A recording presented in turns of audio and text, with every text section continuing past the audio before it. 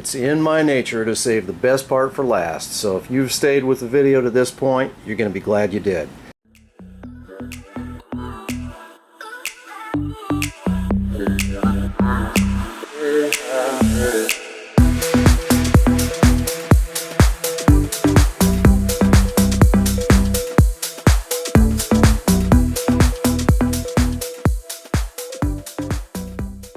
So, zoom in on the cells. Let's go in instead of out. That'd be better.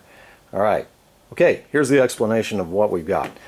All right, there's two plates that you can see.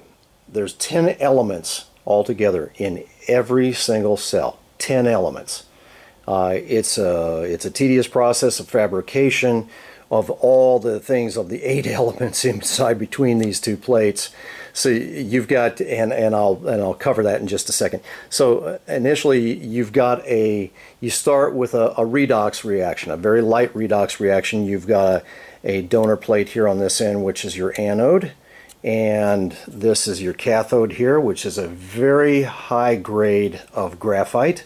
It's a breathable graphite. In fact, when the cells get overworked, they will actually sweat through the surface. It's interesting how in the world it does that. This material is 1/8 of an inch thick. It's absolutely fascinating.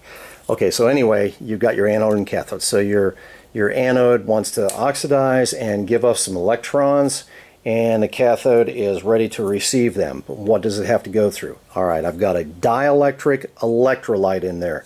It's in the form of kind of a sticky gel, for lack of a better term. They think of it like that. It's a sticky gel formation, which also has silicon crystals inside that gel. Now, silicon, when it's activated electrically, can expand up to 300 times its normal size. That expansion has to go somewhere. That's been the problem of everybody. Where in the world does that expansion go on the silicon once you activate it? Because it increases the charge carriers, which allows the electrons to flow from plate to plate faster or at a higher rate. So if you don't have some kind of a mechanism to take care of that expansion, you're just going to get fracturing. And fracturing is going to destroy whatever you're doing, the cell. It's going to destroy the cell itself. So where does the expansion go? It goes in the gel. Yeah, it's as simple as that. It goes in the freaking gel. Okay, so that expands. The charge carriers increase. The growth, goes crazy on the silicon. And here comes the electrons from the donor plate to the cathode, from the anode to the cathode. Now it goes through let me explain one other thing before I go any further. The gel is also like a fire retardant. These things will not burn. They will not freeze. It's very fascinating. It's all eco-friendly. There's no acids. There's no toxic chemistry inside there. It's just that this is the dream I've been waiting for my whole life, and I'm in my early 60s, so that's living the dream for a long freaking time. And here we are, but this actually works. So it goes through the dielectric electrolyte, that sticky gel material, and increases the charge carriers in silicon, and then travels over to the cathode here, and before it gets to the cathode, it goes through a large capacitive layer, the same size as the cell. These are 12 inches square. So initially, you get a very large pulse of current because of that capacitive layer. That's that 3 to 5 amp burst you were seeing on the meter. And as long as there's a little pause in between, you give it enough time for the anode to produce more electrons to send and load up in that capacitive layer to burst. So pulsing is the way to go. If you run this thing, if you run these cells constantly with one continuous output, you'll bring the cells, the level of the cells will come down, but it will rest at a point. But that point may be a third of what the current capability is. And instead of, let's say if it was 3 amps, it's going to be maybe 1 amp.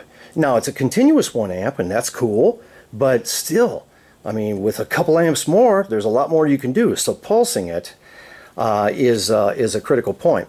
And let's see, what did I miss? So that's pretty much it without explaining all the chemistry in between, and I don't really want to do that, but I want to tell you how it works and why it works the way that it does. And that's how it works. When you're not putting the cells under a load, the dielectric electrolyte has a tendency to shut down the cell. I don't know how to, it cuts down the redox reaction. In other words, there's hardly any oxidation, if any at all, that happens because that gel will retard that oxidation and protect the donor plate. Who has ever heard of that? There is nothing like these anywhere. I don't care who's working on what, nobody's got anything like this. And we need to go further with this. We need to produce this thing on a large scale. Everybody needs to have something like this. This, I see where this could be a replacement for solar. Instead of having the expense and the liability of panels all over your rooftop and then all that cost for installation and maintenance and everything, imagine a couple of boxes in your basement or garage that has these cells, and they're all connected and they're charging up something like I mentioned earlier, like a Tesla Powerwall or something comparable to that, or whatever to pulse 24 hours a day. If you're running something constantly, you've got to use like maybe 15 to 20% off the top of the production of these cells.